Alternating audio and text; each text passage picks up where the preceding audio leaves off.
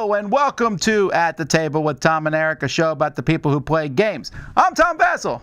And I'm Eric Summerer. You got it, Tom. Our guest at the table today is a board game designer who is the recipient of countless honors, including the prestigious Kennerspiel des Jahres. She is also an avid nature enthusiast who enjoys hiking, birding, and collecting mushrooms. Please welcome Elizabeth Hargrave. Hello, Elizabeth. Hello. I'd like to argue a little bit there, Eric. I have a game here that I just recently reviewed called Storytime Chess, and it proudly proclaims on it it's the most awarded game in history. Are they including chess in the category? I don't know. It's actually a fun way to teach kids chess. I was just amused that they announced it was the most awarded game in history. I actually had that ad pop up in my Facebook feed, and I was like, really? Like, I'm not going to nitpick, but I'm trying to be humble here, but I have a shelf behind me that... I know. I should have... Oh, should I put my dice tower once I'm here? Yeah, well, Eric was nice enough not to mention that. You're talking about some Spiel des Jahres.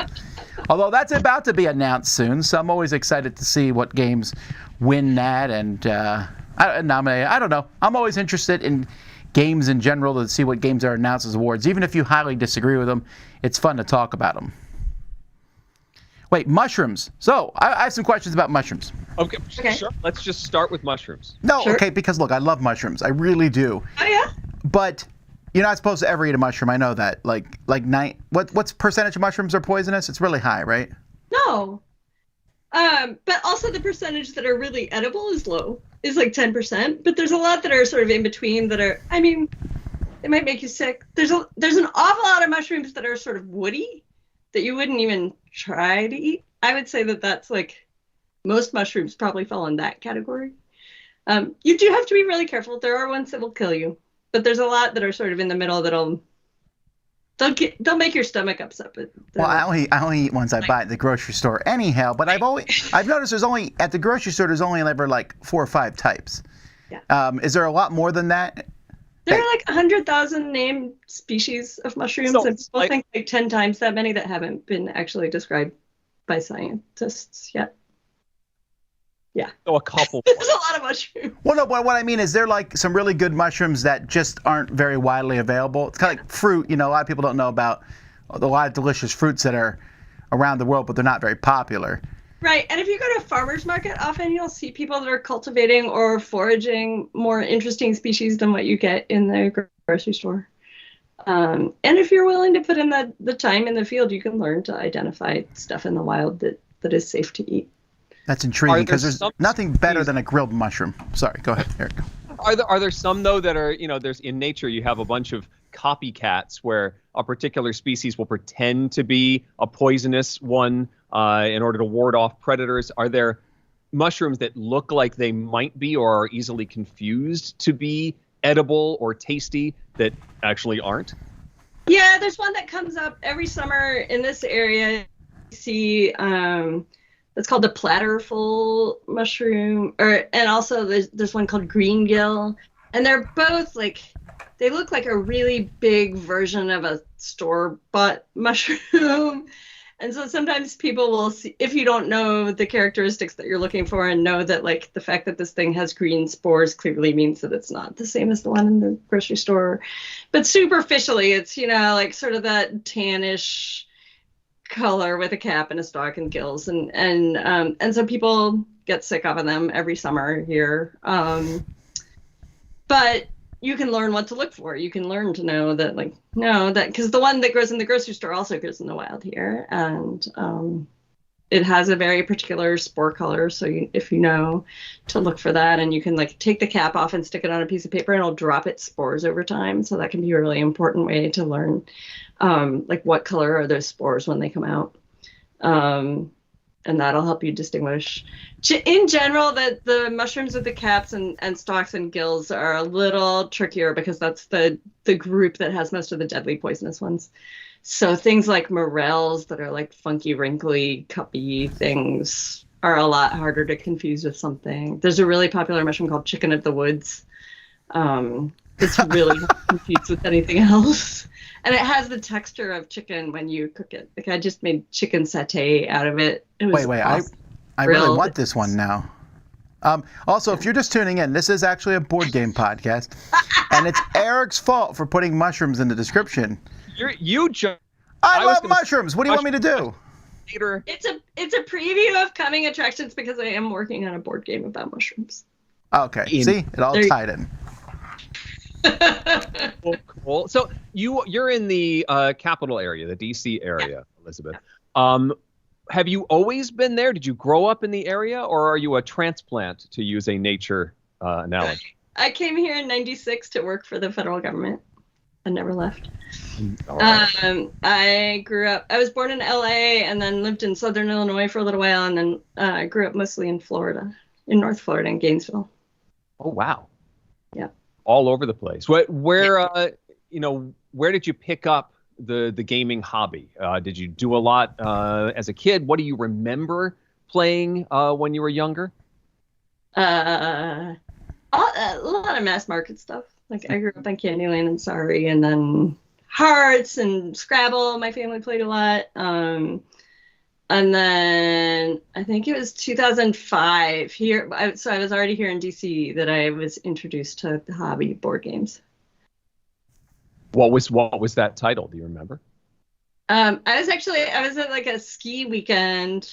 And I'm not, as a Floridian, I am not into skiing, but someone had brought a bunch of board games. That's what I would do at a ski lodge. I played Carcassonne and Ticket to Ride, and I don't think we had Catan. I think I played Catan soon after that. Blockus was there. At least those three. I don't remember what else. There were a bunch of games there that weekend. It was great. I was totally hooked from the get-go. Sweet. What's the gaming scene like in DC? I know my family and I loves a particular store, but beyond friendly local gaming stores, is there a good local meetup scene, that sort of thing? Yeah. There's a lot of meetups. There's a local convention, WashingCon, that happens every year. That's really fun. And so there's Labyrinth in downtown DC on Capitol Hill is a really popular game store that has just, in addition to being a store, like they really, really do a lot to build community, and they're in the schools, and they have this whole fund to buy games for teachers to use in the classroom, and just really cool stuff that they do. And then all scattered around the whole ring of suburbs around DC, there's other great game stores and cafes. There's a great playtesting scene. I love it. It really is a big area for gaming. I'm a little jealous of it because there's just so many. I know so many gamers in that area. But what do you do? So, Ticket to Ride in Carcassonne, but not Catan. All right, but there's a big jump between playing games and designing games. So, what made you want to do that, like to design games? Because it is a bit of work. Yeah, I mean, it was almost a decade later that I was like, why are all these games about like castles and trains and stuff that I'm not interested in at all? And so really, I mean, I can remember there was a specific conversation with some friends and my husband, and we were like, why is this? And what would it look like to have a game that was about something that we were interested in? So I think it was my husband who was like, what, for example, like, what if there was Race for the Galaxy, but with birds? I was like, oh, what if there was Race for the Galaxy with birds? And my brain just started running with it. Yeah. Now, were you already into birds before you did that? Yeah. Because when I was a kid, I grew up in Pennsylvania, and so my dad took me to the John Audubon Park. That's somewhere in Pennsylvania. I don't know where.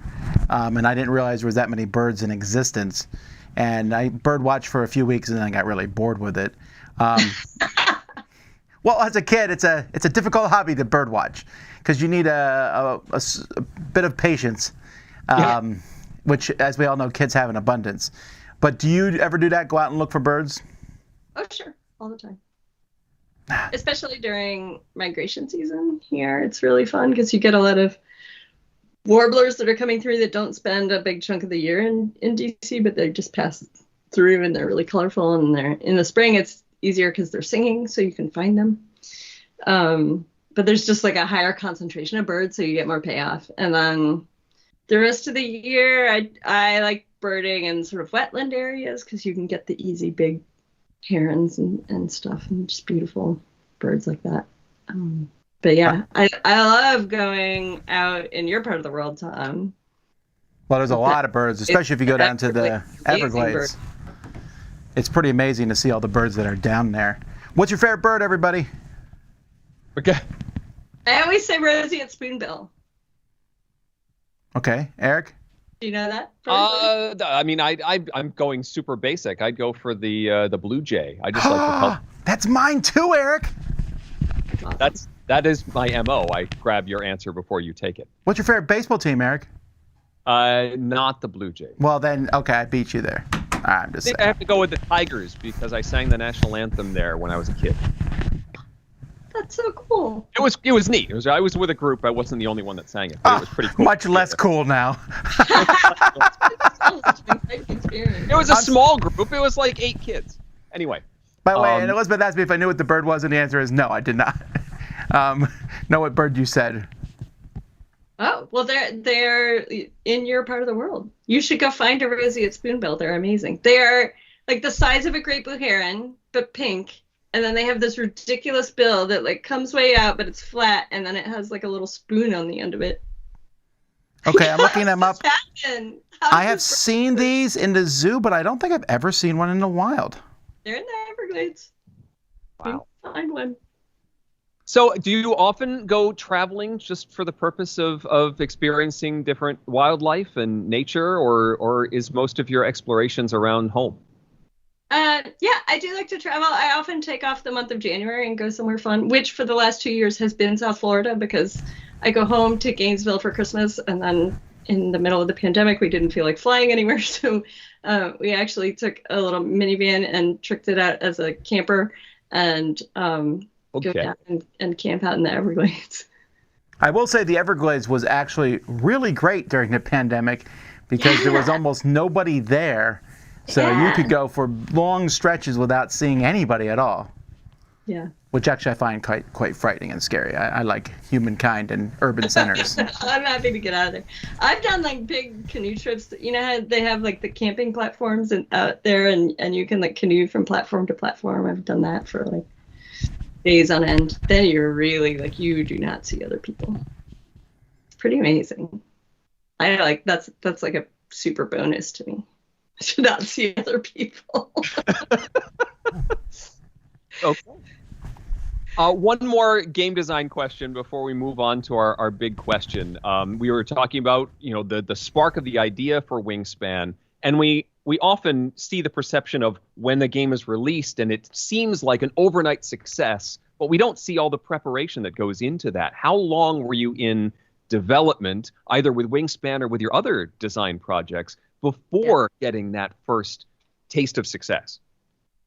I worked on Wingspan for a couple of years before I pitched it, and then I worked on it with Jamie Stegmaier for another year before it was released. And did you know that was going to be the success, or were you still... How would you know? Was that the one that had the most promise in your mind early on, or were there other projects you're like, no, I like this one better? Wingspan was my first game. Yeah. And so, yeah, I just wanted to sort of see that through to completion. I did start a couple other side things, but I very much like, if I'm in a game, I don't like peeling off to work on multiple games at once. Okay. I like to be sort of heads down and like really working through it. So on the one thing, get that one done. Yeah. Now, Jamie loves his secrecy and making things big announcements. I got definitely a letter that said, shut up, when I got my copy of Wingspan way back when. Was that tough sitting on that and knowing you had this and you couldn't tell anybody? It was really hard once I got my copies. I got my copies in like October. And that's very unusual, by the way. Most publishers don't send them to designers that quickly. Yeah, I don't know what the deal was, but I had to sit on it for a couple months before I talked about it. I mean, I had my friends and family that I was telling and being excited, but yeah, it was hard. All right, it is time to move on to our big question, which I think you are well qualified to answer. We're going to talk about some engine building games and how you go about pacing them properly. How do you find the sweet spot for the length of an engine building game? And a few people, we submit questions, and we're going to get to some of those a little later in the show, but a few already touched on some of the things I wanted to discuss in this question, in their questions. So Jarek, I think, gives us a good starting point. He asks about, when do you plan for the game to end in an engine building game? Do you want several turns of running the engine, which is what people are like, yay, I love running what I've created?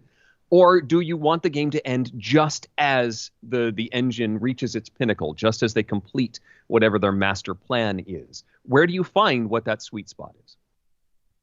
I feel like an engine is never really complete. Like, wherever you cut it off, in most engine building games, wherever you cut it off, you could have kept building it even, like not just running it. And so part of it is just like knowing that people are always going to feel like you're cutting them off. You want to find that sweet spot where you do feel like you've built something, and yet, like, I think there's a point where if you let people keep running their engines, whoever's ahead just keeps getting farther and farther and farther ahead. Yes. And you think it's going to feel good to keep running your engine, but actually, unless you're that person in first place, it feels like crap because you're just falling farther and farther behind. So you got to find that place where, like, okay, people are differentiated at this point, and it's hard to pull ahead. And I think a lot of it is also just like, what's the right length for this game for other reasons, right? Like, a lot of people feel like an hour is a pretty sweet spot for what they're going to be able to get to the table. And if a game's a little heavier, maybe you can push that longer, but there's a lot of other reasons to cut off the length other than, like, where's the right place to end the engine specifically. Okay. I personally am very frustrated when an engine, like, I'm like, okay, I finally get the engine, I'm ready to go, and the game ends too early. But at the same time, I've also played games where near the end, I'm like, whatever, I've done everything. You know, right. When's this game going to end? And I notice that some games, you mentioned the runaway leader, some games will do something that will cause there to be costs. So the more you run your engine, the more costs there are involved. Whether it's, feed your people, or you have fewer actions. I mean, even your game kind of has like an upswing and a downswing when I'm talking about Wingspan, where each round you have one less cube to put out. And the fact that you have to pay more eggs for the birds to the right of the board is part of that too, like trying to create a little bit of a headwind. But yeah. Still give that opportunity for others to catch up a little bit. It sort of plays into catch the leader mechanisms as well. Right. Having to slow down so that you don't have somebody just taking off and the outcome is already determined. Right. Well, what do you all think is an example of a game that has a perfect length in this regard, where just when everything gets going, it's over? I really like Ray's Arcana for its speed. That feels like that runs about 5 or 6 rounds, I think, and that's just about right. It's enough that it can speed ahead and you don't necessarily expect it, but if you're slow playing it, you're taking too long, and it keeps that momentum going, but doesn't overstay its welcome. Fair.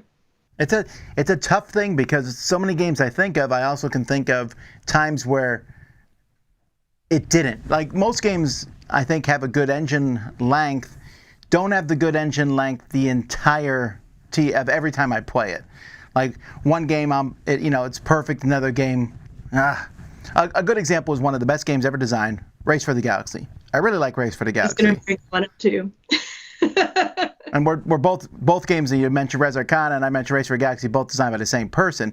But a Race for the Galaxy, you can get this engine going of getting resource on your planet, and then trading them in for goods. And that's one of the ways to win the game. And I can tell you several games where I was like, all right, I'm ready to go. I got it going. And someone else entered the game by building a bunch of planets. And to me, that's always slightly deflating, but also in Race for the Galaxy just means I played poorly.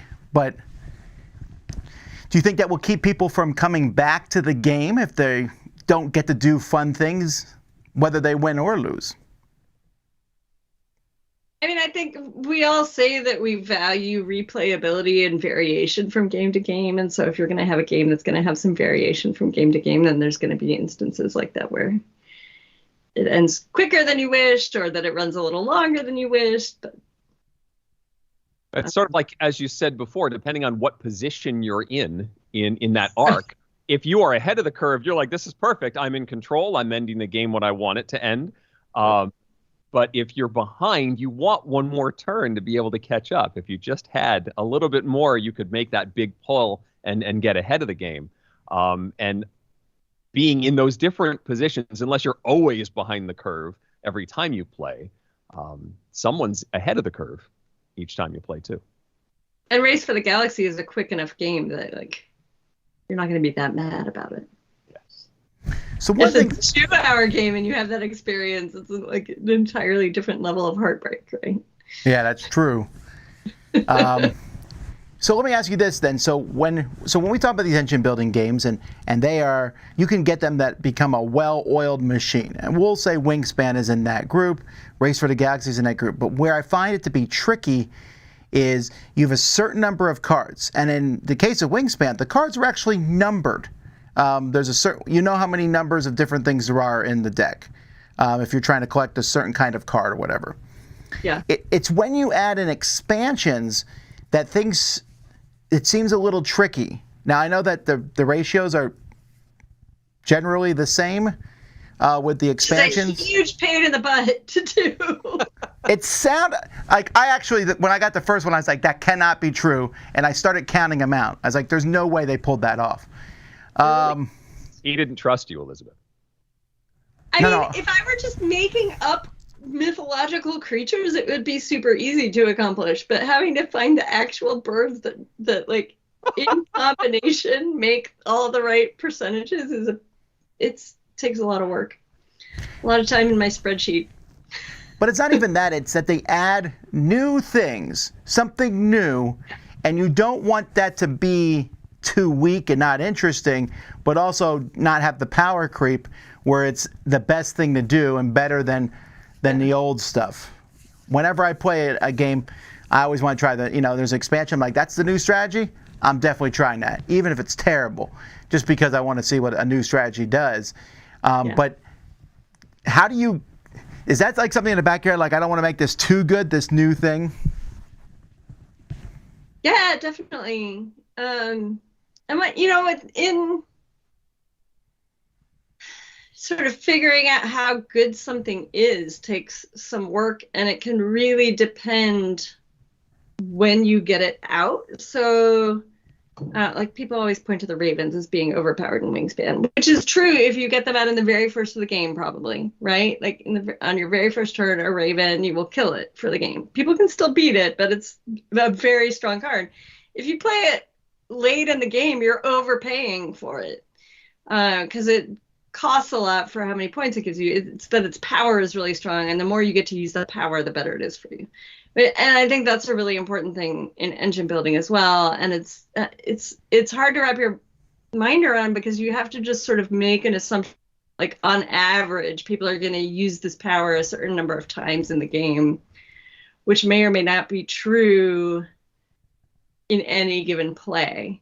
So there can be a lot of variance around that. And so one of the things I try and think about is like, okay, how much variance is there around that? And like, how good is this very early? How good is this very late? How good is it in the middle of the game? That sort of thing. But it's a puzzle, and I don't think there's a hard and fast answer to it necessarily, but it's definitely something you got to think about it. And it's something that comes out in playtesting, especially if you can stack the deck or, make sure that you're seeing all the cards enough. So often when I'm testing the expansions, I'll make people I'll put the expansion cards all on the top of the deck to make sure that they all come out in each playtest. Well, if it helps, I do that when I play it for the first time too, because I want to see them. There's nothing more annoying than getting expansion and then finding you shuffled 30 basic cards on top of the rest. Right, yeah. I like, though, that you shuffle or you put the expansion cards on the top of the entire deck, and don't just say we're just going to play with the expansion cards for now. Yeah. You still fool your players into thinking they're playing with all the cards. Very sneaky. Now, when you have these expansions, so you have 2 so far and a third one coming soon, do you play test them with each other, or are they, you kind of, your focus is, do they work with the base game? Mostly with the base game for my playtesting, and then when we send them out, Stonemeyer has a big blind playtesting system that they'll send it out to a whole bunch of people, and they often will mix things together. And every once in a while, they catch interactions that I hadn't thought of. But I do also I have like everything in a big spreadsheet of all the bird cards ever, so I try and sort of go through and think about that too. Well, there's only so many levers that are moving, honestly, within the bird powers. So well, what do you think about this, Eric? When I'm playing Wingspan, for example, I will many times take a bird that does not help my engine because I just like how that bird looks. And Sure. No, you laugh, okay, but I'll be like, I just want this bird. Like, I don't know, I'll be like, I want that bird. So I put that bird out. Has that happened to you in an engine building game, whatever the game is, where there's like a theme and you're like, well, I like this thing, whatever it is, I'm going to do it, despite it maybe not being the optimal way to play? I will certainly do that, although I'll often do that with a mechanic, like you said before. If it's something that's new or novel or a strategy I want to try, it's like, I've never actually made this bird work. I don't know how to make it work. Or I don't know how to make this particular card or strategy work, but today I'm going to try because it's in my lap and I'm going to make it happen. And it sort of forces me into that trough. But it's more likely for me to do that with a mechanism than it is for an illustration. Unless it's a cartoon character, then maybe I'll go that route. You know, with Wingspan, there's the action where you can like tuck a card from your hand and it becomes a point. And I had to amp those up a little bit because people were very reluctant. Once they have a card in their hand, they don't want to get rid of it. They don't want to discard things for benefits. They don't want to tuck things for benefits because people get attached to the birds in their hand. They're so It's pretty. really interesting psychologically. That is it. But I like that. I think that's why theme is important, because also I might play out the game and I'll say, well, I lost, but you know what? I had that bird, and I wanted that bird, and no one else had that bird, so haha, in your face. I went home, and that bird was in my habitat. And as dumb as that sounds, I can feel very good about that sort of thing sometimes. Just having something, even if it's thematically an accomplishment, and I think that's what a good engine builder does, is it makes you, when you're done, you had fun running it despite what else you've done. Like, I'll sit there and go, look at all those eggs. Those are mine. I did that. Even if I lost by, 50 points, I don't care. And you feel like you built something. Like you have this thing that you created. Something After you got the most points for that thing, you still have a thing to show people. Yes. Excellent. Well, I think that's a good place to leave our engine building discussion and move on to some viewer questions. We do put up a thread every time we do an At the Table episode on Board Game Geek where people can submit their questions ahead of time, as well as taking them in the live chat for those of you watching on YouTube at the moment. You actually touched on one of these questions already, and I'm going to mess with Tom by jumping the list. Is this going to mess with you too much if I jump down to Monty's question? Not quite. I didn't put that one in because there's 4 questions and you threw off all my editing here. So this question's not going to show up at all. This one's not going to show up on the screen. So Monty was looking for a promo pack with prehistoric or extinct or fictional birds. You mentioned the limitations of trying to find the perfect bird that in actual nature. Stuff like the dodo or the pterodactyl or the phoenix. Have you? But those are still, well, the phoenix, but those are still real birds. So I'd feel obligated to like figure out what the diet of the dodo actually was. Like I couldn't just make that up, right? Is a pterodactyl a bird or a dinosaur? Well, aren't dinosaurs related to birds? Dinosaurs are closely related to birds. It's like birds are a subset of dinosaurs, I believe, is how people. You heard it here first, folks. Wingspan, dinosaur game. I will be making that in my top 10 dinosaur game list next week. People are like, we want Wingspan with dinosaurs. I'm like, Wingspan already is dinosaurs. But, extinct birds is a common request. I always say I want to get through the continents. Like I want to do one per continent for all the living birds, and then if I still have any wingspan left in me, I will probably do the extinct birds. I do think it would be fun. Okay. But I am very curious about the exotic birds. I will still feel like doing it by the time I've done all the rest of the birds in the world. Do you feel like doing this game has taught you more about birds than you've ever thought you would know? Or do you just already know about them and so it's coming out in the game? I feel like there's two different kinds of knowing about birds. Like, there's the knowledge you need to enjoy birding and like learning the bird songs and recognizing birds by eye. And I feel like that is a completely separate track from the random bird trivia that I have learned from doing Wingspan. Like, I'm not sure it's necessarily made me a better birder, but yes, I've learned a lot about bird species that I might not have otherwise even ever encountered in my life at this point, now, especially now that I'm doing the expansions from parts of the world that I've never visited before. All right, let's go to one of the questions that I actually have typed out. Ready to go. Let's go with Coralie's question. Coralie says, something I love about your games is that they have competition without mean aggression. For example, Mariposas is a race to reach the spots first if you want the bonus, but there's no blocking, and other players will still gain the basic benefit for arriving later. Is this in reaction to other games you've played? Maybe you wanted to find a way to do things differently. I'm not sure it's a reaction, but it's definitely my personal play style most of the time. I and my spouse too, like both of us just don't generally enjoy games where you have to attack other people. I don't enjoy the process of attacking other people, and I don't enjoy being attacked.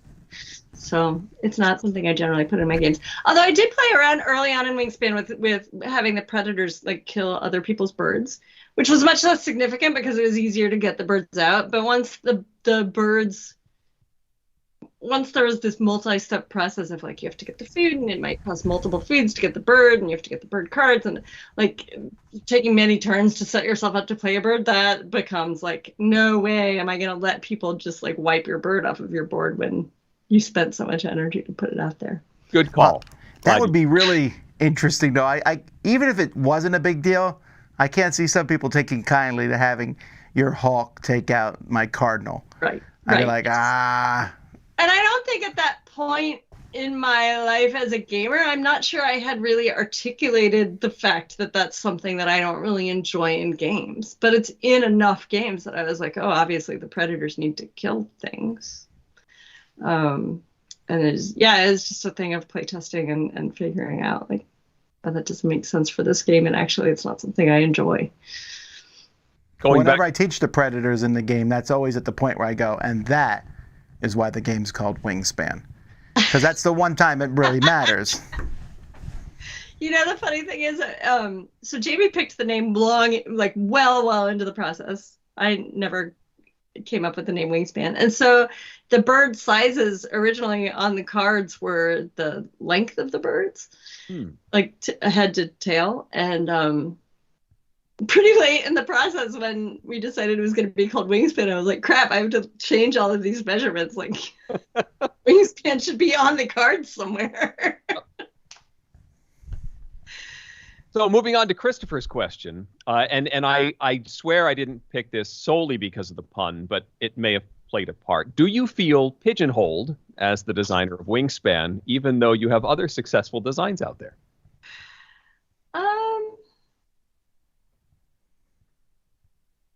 I mean, it's hard to argue with. Like, there's a reason that people think of me as the designer of Wingspan, and that's a huge blessing. So I'm not really going to argue with it. I like that answer. That's embrace it if you're. Well, let me then categorize. Do you feel pigeonholed into nature themes? I don't feel obligated. It's something that I'm particularly interested in, so you will see many more nature games from me, but I don't feel obligated to do it.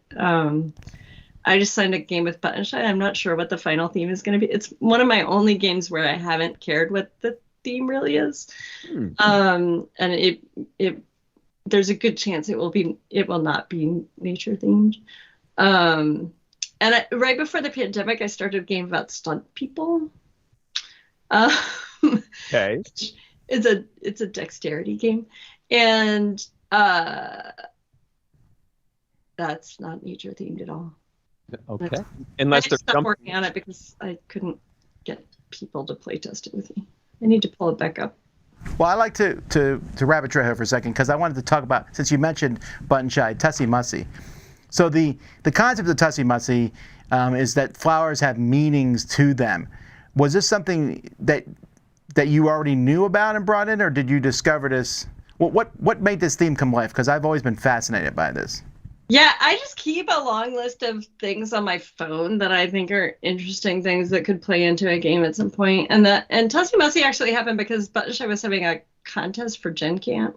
I think that was in 2018. And I had also just listened to a couple of podcasts in a row where I think both Jamie Stegmaier and Jeff Engelstein said that they thought I Split You Choose was an underused mechanic. So I sort of had in my head, okay, Buttonshine contest, I Split You Choose might be an interesting way to sort of squeeze more game out of 18 cards because you need something to like have hidden information or so, like there's a lot of ways that people squeeze more game out of 18 cards, but I had in my head like that might be an interesting thing to try. And then I was looking through this list of topics on my phone and I was like, oh, flower language, I Split You Choose, you're giving people flowers. But yeah, flower language is a thing I was aware of, I think because there was a novel that came out called The Language of Flowers.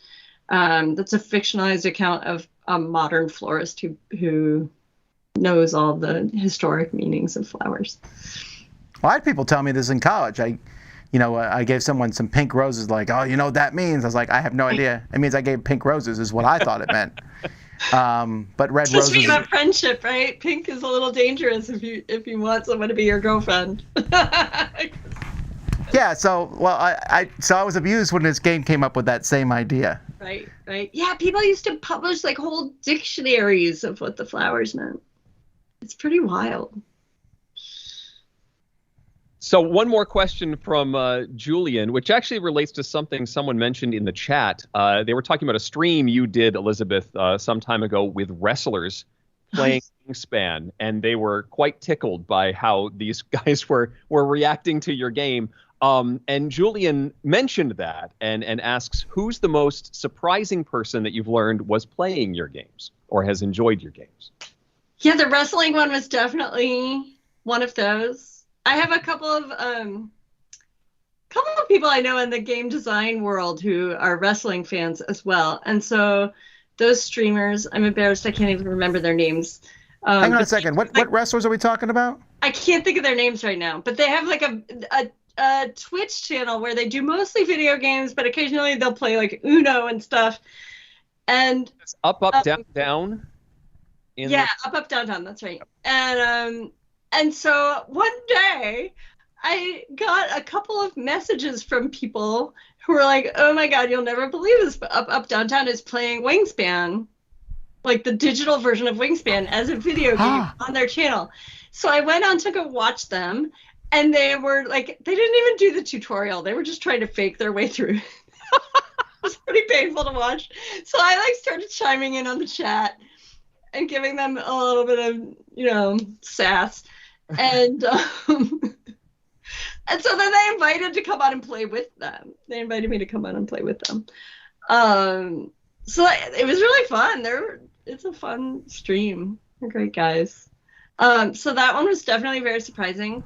Mandy Patinkin, if people yes, I remember that one. That was hilarious. Oh, that's a big surprise for sure. If people haven't seen it, go look up there's a little video that Mandy Patinkin posted where he is reading the Swift Start guide in Wingspan, like trying to learn how to play and just like sort of losing it because it's too complicated. Which I think is a really good reminder to all of us gamers of like what a little bubble we live in and how hard it is for people to learn games if they haven't played modern games beyond Uno. People forget that all the time. I mean, even I know that, and I still forget it sometimes. I'll bring out a game, I'll go, this is clearly an easy game, and no, it is not. Right. Yeah, I always call it the mother-in-law rule. Can my mother-in-law play this? Yeah. My mom still can't play Wingspan. We've tried multiple times. She can't get it. Okay. Yeah. But, seeing words that I wrote come out of Mandy Patinkin's mouth was pretty wild. That's incredible. All right, from our chat here, Spot wants to know were some other names that you considered for Wingspan? I called it Bring in the Birds while I was playtesting it, but often I just said bird, like, hey, will you guys play birds with me? And then, I don't know, Jamie picked Wingspan. We didn't discuss it too much. I don't remember what else was on the table. Did it have do you remember what the code name was? He always has a code name for his games. I don't think he had code names at that point. Ah, He had your pre-code names. Pipeline. All right, Brent wants to know, when you're not doing so much Wingspan, what game is your go-to game that's a small and short for a few people? For a few people. My spouse and I play Lost Cities a lot. It's fantastic. Yeah. Now, let me ask you this, as a fellow Lost Cities player, have you played with the Sixth Color, in the new set? Oh, we'll have to try that. We actually thought it was okay because it took out a lot of the tension in the game. Our Lost City games get somewhat mean, which is one of our faults, where you hold all the cards that you know your opponent wants, but then you can't play anything that you want because you're just sitting there holding cards that they want. But you're not going to discard an 8. I know. Your opponent's going to use it. You can't do that. But when there's 6 colors, playing the game correctly. I know. I'm just saying that it doesn't endear people to each other when that happens a lot. So you're saying the sixth color means that there's too many balls to keep in the air. You can't protect everything. That's correct. It's a lot easier. It's like, oh, you can't stop me. And there's 5 colors in Lost Cities, so that means usually we each do 2, and then someone will venture into that third maybe. But with 6, you can each do 3. I just found it, and some people might like that. They might like less tension in the game, but you know. I'm okay with the level of competitiveness in Lost Cities. It doesn't feel mean to me. Oh, I have a question for you. I don't feel like I need it to be more spread out and nicer. Someone asked here about an insert for Wingspan. What do you think about the humongous aftermarket for Wingspan upgrades? Which let's be honest, Wingspan is not a poorly produced game. It's a great game with great components, and yet, I mean, obviously, MeepleSource has made more birds in their Kickstarter than any human being needs for the game. Oh yeah. And on Etsy, there are have the exact birds that you want. Sure, they don't fit in a box. All the birds. Yeah, no, I think it's awesome. It's amazing. I share your surprise, but it's super fun to see all of it. I have a friend who got into terraforming Mars during the pandemic, and I went on Etsy to buy some mats for the cubes, and the shop owner sent me a personalized little note that said, because I bought them under my name, and so they were like, I started my Etsy shop because of Wingspan. Oh, neat.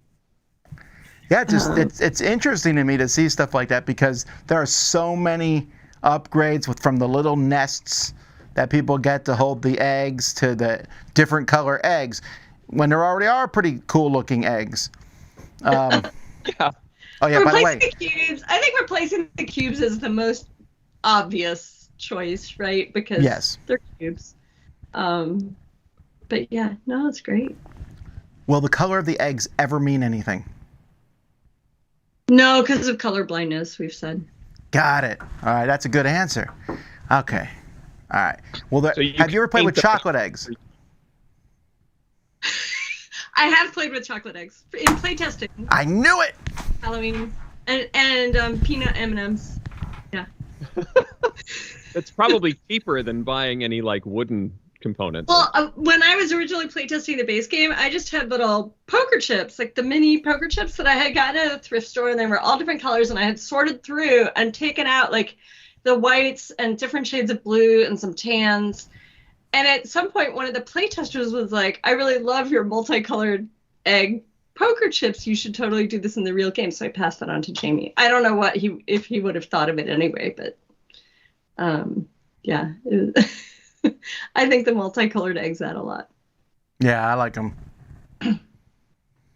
All right, let's move on to talking about some other games that we've been playing recently and that are on our horizon. We call it 1 and 1. Elizabeth, why don't you go first, talking about something you've played recently and something coming up. Yeah, this weekend I was at a game day and someone had brought modern art, and I was like, I've never played modern art. It's been on my list forever. I have to play modern art. So I wrangled some people, and someone who hadn't played it in a decade taught us, and I get why it is a classic. It was great. Very nice. Do you know what edition it was? Because there have been tons of different art designs and stuff in different editions. So I don't know how to articulate what edition, but I think it was an older edition with, I don't know, very modernistic. I would ask if the art was ugly, but that doesn't differentiate any of them. Isn't there one that has like more well-known paintings in it? I don't remember. There's a lot because it's been made all over the world. There's a version from Korea which is absolutely gorgeous. That might be the one I'm thinking of. I don't know. Anyway, yeah, it was great. I love the different auctions and sort of seeing people catch on to how the mechanics of the fluctuations work over the course of the game. Yeah, it was cool. I played this one over the past year, and this one's fading for me a bit, and it has been for a long time, just because I think it's a very fragile game. If someone makes an error, they not only hurt themselves, but they can help someone else. If I bid too much on one of your paintings, I'm giving you the game, not just hurting me. Yeah, I'd be curious to see. Like, I think some of that was smoothed out by the fact that none of us knew what we were doing and no one was taking it too seriously. But if you were playing with a bunch of people who had played a lot and really got that, then it might feel more mean, or I don't know, have more tension to it. We were just enjoying it. I'm glad you got to check that off your list. Yeah. So you've got some play testing coming up. Can you share anything about that? Or if it's secret, what's your usual process for getting play tests done? I have a bunch of different groups that I am part of. So there's one in the DC area called Break My Game that meets monthly. And I sort of have my own personal list of playtesters at this point because I have lots of people that just want to playtest my stuff. So I'll schedule just one-off events at local game stores. I have people I know come over to my house to play test. So I feel really lucky to have all these resources at that point, because it is probably the single hardest thing about game design is getting people to play your unfinished games. So yeah, I mentioned I'm working on a mushroom game. It's definitely going to be playtesting that a lot in the near future. And actually that is one I'm working on with one of the guys on staff at AEG, the guy who is the developer for Mariposas, Mark Wooten. So they also have sort of their own internal playtesting process where all of their staff developers go on Tabletop Simulator every Wednesday and play each other's games. So that's been a really high volume and high quality set of playtests to be able to do that every week as well. And then I have a game that's signed with Pandasaurus that I think they are going to be playing at Gen Con and then kickstarting this fall.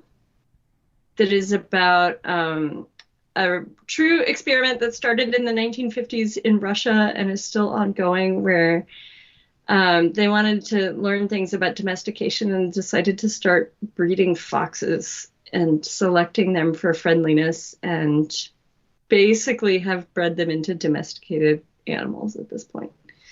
So it's about choosing foxes and passing their traits down to the offspring, and then the offspring become parents for the next generation. I'm suddenly fascinated. So you're saying I can buy a fox? Yes. That sounds awesome. It depends on the laws in your state whether it is legal to own a pet fox, but there are pet foxes available for sale from this scientific experiment in Russia that wasn't really originally started thinking that they were going to make people pets. They wanted to understand the biochemistry of what was happening in domesticated animals and had access to foxes because Russia had big fur farms, sadly, is where they originally came from. I live in Florida. It's got to be legal. It's got to be legal here. I feel very confident. So yeah, look into it. All right, what about you, Eric? What you been playing? So I got to play a game that was very hard to find, called Comic Hunters on the cruise, and didn't think I'd ever have a chance to get a copy. But my wife has a knitting friend who is visiting Brazil, and was able to just pick one up just at the store and then bring it home with her. This is a Marvel-themed drafting game that, because of differences in IP licensing and stuff, has not shown up here. And I'm hoping it does, because it's a really fun game. But at the moment, it's not. And I guess I want to use this as a jumping off point. How do you track down something that's really, really hard for you to find? If you're really looking for a game, gunning for a game, how do you track it down? eBay, BGG. If you can't find those two places, you can't get it. Well, you can, but I mean, those are the two easiest places to find a board game. It always ends up being more expensive than I'd like. Jason's house. Jason's house. We just go take it, leave a brick, he'll never know. But I do hope that something can be worked out, whether it's with the Marvel license or maybe an independent comic license or something to make this available. Because it is being worked on, Eric. It is being worked on. And upcoming, I got this Funko game based on Ted Lasso.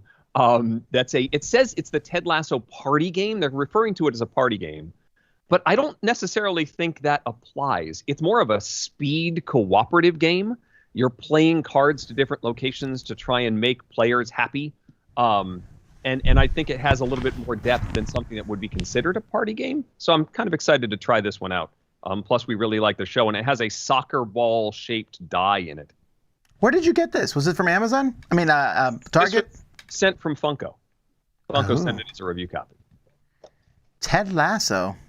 This one doesn't... That box cover doesn't make me think good game. No, I like Ted Lasso, the show, but that cover doesn't look particularly inspiring. It looks like it's packaged as a party game, but reading the rules, it seems to have more depth to it. No, it looks like it's packaged as a cash grab. Is everything in the game? Well, look, I have a lot of respect for Funko, so I'm sure it's fine. I just don't... That cover is not inspiring me. I agree. Oh. But I think it has potential. I'm not used to Eric agreeing with me, so this is really throwing me off. All right. How about you, Tom? Tapes. Okay, so this game here is called Tapes. And it says on the front here, how many hamsters tall is that TV? So the way this game works is you're all sitting in your living room or kitchen, and I'll say, all right, how tall is, and you pick an object in the room. So I would say, like, how tall is Ruby, my daughter? And then we spin a spinner, and it picks an object. It might say gummy bears, or playing cards, or dachshunds. And then everyone writes down a guess, and then the game comes with 8 different measuring tapes that have 4 things on each one, and you then measure it out and say, okay, Ruby is, 89 gummy bears tall, and the closest people get points. This is a really stupid game that we thought was fun. Okay. So here's the thing. I got to show this to you because it's intriguing, and this will be really great for those on the podcast. But see, it comes with a spinner. That is a serious spinner. Yes, except it doesn't click, so sometimes we're like, where did it stop? Which is kind of annoying. But this actually holds everything for the game. Right. So It's inside here is, these long things. This one here measures things in apples and bananas on one side and inches and centimeters on the other side, which I found to be the most boring one. But the other things that it can measure in is squirrels, wiener dogs, hamsters, honeybees, large pizzas, not a pizza slice, but an entire large pizza, burgers, chicken eggs, gummy bears, basketballs, soda cans, playing cards, and quarters. Isn't there a lot of variation in squirrels? Yeah, so we made the rule like show everyone the measuring tape. And there was also argument whether the squirrel included the tail, which it does not in this game. Oh. And should that be the case? And I forgot that I'm raising a bunch of rules lawyers. But, yeah. So here's the thing, though. As fun as it was and entertaining, first of all, I ignored one of the rules in the game. The rule said after one round, everyone get up and move to another room to do it in a different room.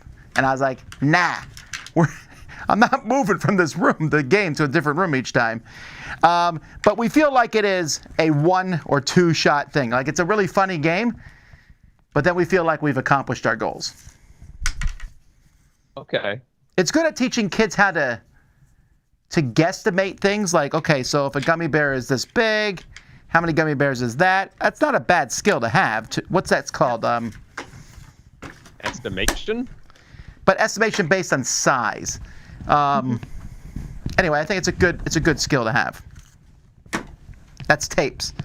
I don't know where it came from. It's from a company called Hog Wild.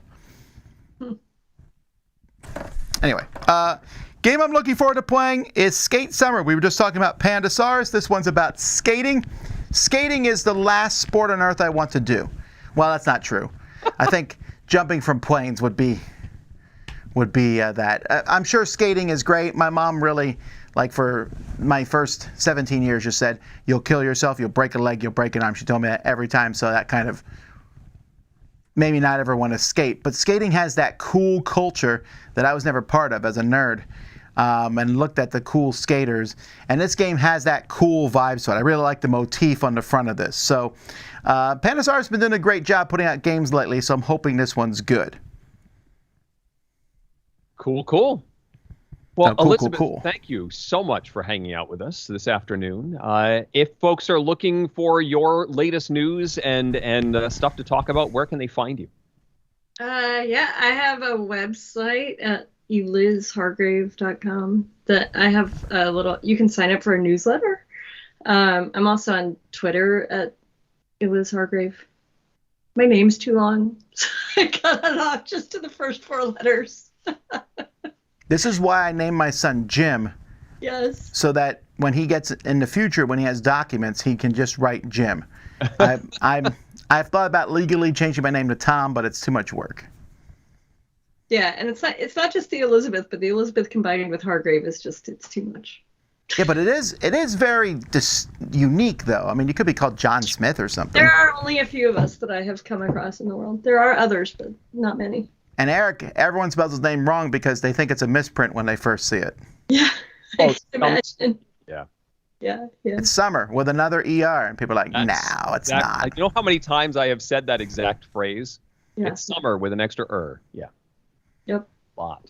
That's the name of your new show. Summer with an extra long summer. Come on, it just writes itself, Eric. Yeah.